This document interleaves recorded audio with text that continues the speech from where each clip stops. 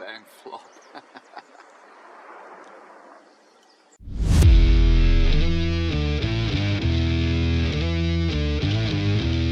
Cole, we're back again, back in our usual spot, not Yeah. out in the veld like last week. Yeah, with the fire going. Oh, We've yeah. been having some really cold past couple of days. Yeah. A little bit of snow actually, but doesn't happen much here. Yeah. But I mean, that was cool to see. I mean, not far away, an hour and a half away, Yeah. they had quite a bit of A snow. lot of snow, yeah. So A lot of we snow. decided to stay in today. Yeah, make a bit of a fire. Busy day for both of us. So yeah. Now we'll be doing more videos like last week. Yeah, absolutely. I think Probably that- our next video will be something similar again. Yeah, absolutely. There was a nice video to make. Yeah, for sure. And we'll try and actually hunt something on, Yeah, on yeah, the yeah. next one. Yes, yes. Absolutely. But again, it's all free range, so we never know You what never know what's we going to get. happen. Yeah, for sure. But I think today let's talk about South Africa being a great classroom for hunters, first time or even advanced hunters. Yeah, for the 100th time or first time hunter. I mean, there's so many things to say about it. I think to start off, if you haven't been to Africa, you haven't been shooting much, you haven't been shooting far shots, I mean, you can come here. There's a long range shooting range that goes from a gong on 200 to a gong to 1,250. Exactly. So basically you can go and spend some time there, learn the gun, learn everything, how to shoot a bit further than what you used to. I mean, you just said about Mr. V we had recently that told us he is not or never were comfortable at shooting more than 200, and he actually took the 300 PRC and he actually showed himself, well, I can do 450 easily, and he actually did it. So yeah, I think most of the animals, I don't think we shot anything under. No, the Karoo was 170. It was just a great stalk that got us so close. But the rest was 300 plus. Yeah, the one pig as well here by the mountain, but that was opportunistic, quick shooting. That was also great. So yeah. And I mean, and your PH, you know, if most camps that you go to, your PH will have enough knowledge to teach you. You could be a complete, absolute beginner. Yeah. Never shot a gun before, and will be able to get you to a point where you can shoot. Where you know exactly what you need to do, gun safety, you name it. All the professional hunting schools, we learn that, and you know how to work with your client, what he needs to learn, what he needs to see. Shooting distances, how to work with the rifle scope, what the gun will do, will it drop more, windage, I mean, you can name a hundred things, and we all learn that, and we all know how to pass it on to someone that doesn't know that.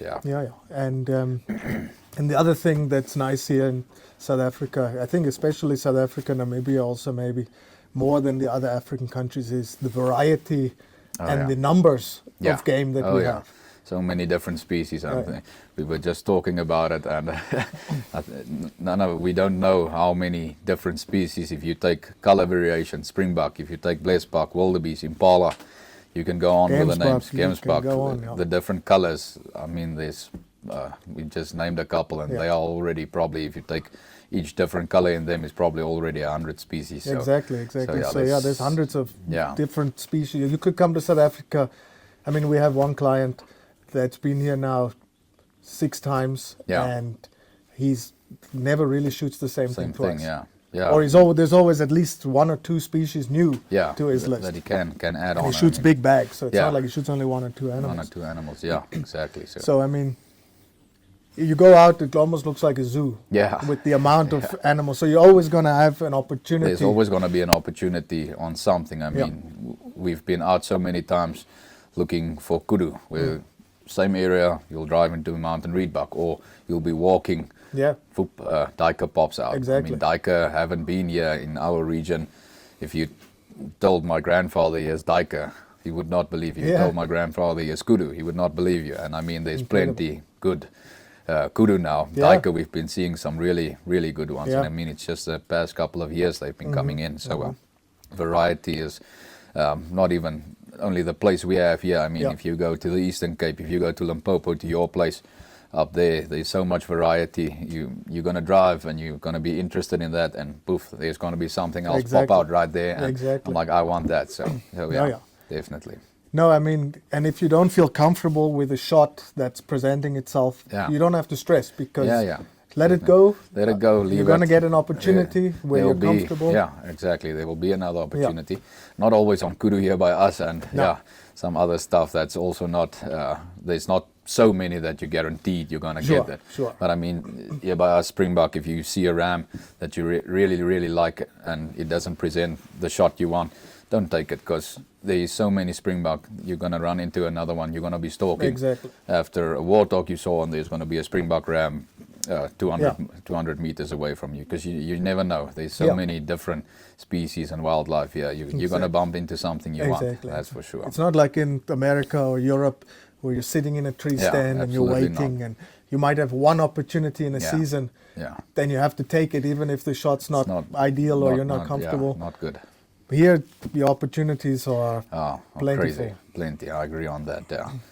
And then I think when you go to different regions, like we now spoke about, if you go to even the really dry places, some people even start calling it the desert, the free-range Barbary that's there, Carnarvon, the places we've hunted Barbary there. I mean, if you go there, past couple of or many years ago, I was there for my first Barbary, and you would think there would be nothing able to live here. The Barbary thrive there. I mean, there's plenty of them. They grow big.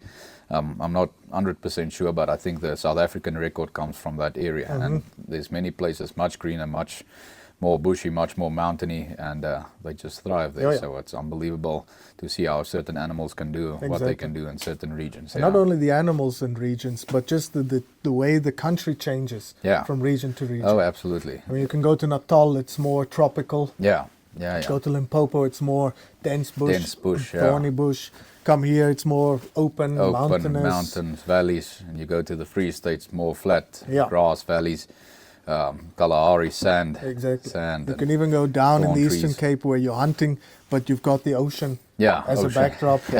So I mean, just the variety that is crazy. we have here, and it's not as expensive as people think. I mean, you can do a lot with $5,000. $7,000. I mean, that it's not going to break your budget to you can do a bunch of animals with $5,000. I mean, that'll take you a long way. I mean, it's not going to cost you an arm and a leg to get a springbuck, a wildebeest, a zebra, or something like that. Like if in America, if you want those guarantees, you've got to go to a high fence farm. It's going to cost you a lot. It's going to cost you a lot. And more. even like an elk hunt in America is $10,000-$15,000 a guided elk hunt. You get to shoot one animal if you're lucky. If you're lucky, If you find an elk that you want to shoot. I mean, but here with that same money, you can shoot 10 animals easily. Definitely, absolutely, And for any level of knowledge, like if you're a beginner shooter, you can shoot stuff here. There will be something you can hunt. If you're an expert, there's something to hunt. So there's always, I mean, you might not, if you're a beginner, don't go for buffalo and dangerous stuff immediately. Don't do that. Do that on your third or fourth or maybe second safari. It depends on how much you practice. Exactly. I think practice is also a big thing. And also the bunch of different styles of hunting we have in South Africa. I think there is some, like you mentioned now in America, where you go sit in a stand. We have that, not as much, not here by us. The area is just too big to sit in a stand and wait for something. I mean, you can put up stands here and wait for springbuck. They will be there, come and pass by blazebuck. But the area is just too big. So some prefer to hunt from the back of a vehicle. We actually like if our client is fit enough to get off and walk. You just see the animals and the wild so much better if you're out there with them. You're not hunting from a vehicle. They know you there. So if you're down on the foot, you're in the bush, and you're walking or sitting at a point and glassing and working it from there. I mean, that's just the best way to see it for us. But I mean, it's not always possible. We do take opportunities from the vehicle. We also sit for like varmint, like pigs. We've been shooting from a certain point where we sit at. That's also a different style of hunting which we do. And there's driven hunts. Driven hunts, we've actually do more with our local hunters. Driven hunts, put a couple of guys in certain spots in the pasture, in the veld, and just have a guy on a horse, just move the animals and they'll go, and they normally don't see you, and then you take your shot from there.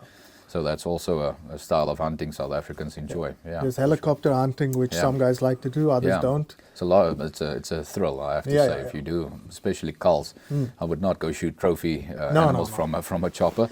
But if you, like we have a bunch of cull packages as well. Always, it's a thrill to be in the chopper and take a couple of culls down with the chopper. I mean, our main method of hunting is we'll drive around because the area is so big. We have to try and cover as much ground as possible. For sure. Then we'll spot something from a long ways off and try and think of a plan how to get into it on guide foot. Our way in, And that's our main style of hunting. The other style is sitting, glassing, especially Karoo. Karoo, Try and spot them from a distance. If you can spot them from a distance, there's normally the areas they hang out are bushy and mountains or valleys. So there's always a plan you can make. Sometimes the wind is not right, but then you just got to take the chance or he's gone. And then, like you said, sometimes you're driving in the truck and an opportunity pops out. Exactly. You mustn't be against shooting from the truck. Yeah, don't be against it. But if you really prefer, we'll do everything we can. But I mean, if there's big good or a steenbok or something, they sometimes pop out and you're gonna have 5 seconds to shoot and they're gone. If you really don't want it, we won't force you into it. But I mean, if the opportunity is there, you have, say, 7 animals you would like to hunt in 8 or 9, 10 days. It's not always guaranteed you're going to shoot something for the day. So if the opportunity is there, take it. Exactly. And also, like, if you have any medical issues, like we had a client with hip replacements, couldn't walk the mountain so well. He only told us after we started walking down before the mountain. Tell us if there's any problems. But we can accommodate all of that, not everywhere in the world can he had an excellent hunt. He actually did some walking as well, but then we go walk the more flatter places, not like the mountain you took on first with him. That was not a mistake. You should have just told us before you took that walk with him. But even if you're in a wheelchair, there's still, possibilities from the back of the truck. Absolutely, So South Africa just has it all, I would say. Yeah, for sure, absolutely. There's something for everybody. Yeah, for sure. I mean, like you just said, if you're in a wheelchair, there's still some stuff you can hunt. I won't say go after a buffalo in your wheelchair or something, but I mean, you can do it from the back of the vehicle. No one will judge you. Exactly. I mean, you'll still enjoy it. It's still a thrill. It's always a thrill to hunt a buffalo. So for sure. No, for sure. I mean, that's what makes South Africa so special, I think, compared even to other African countries where you don't have the opportunities that you get here. Yeah, for sure. I mean, you've hunted some different countries. I've hunted a bit of different countries, but I mean, in South Africa, you don't have to go much further than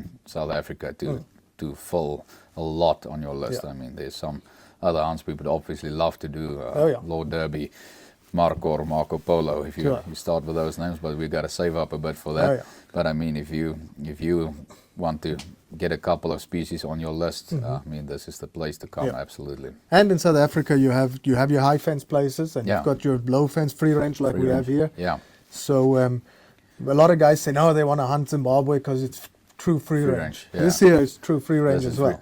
There's not much difference. No, to those places. The area is so big. You're looking for something specific. There's no guarantee that you're gonna get that specific animal. For sure. So guys, let us know in the comments. What you think? What your thoughts are, and then we'll see you guys in the next video. Cheers, guys. Ciao.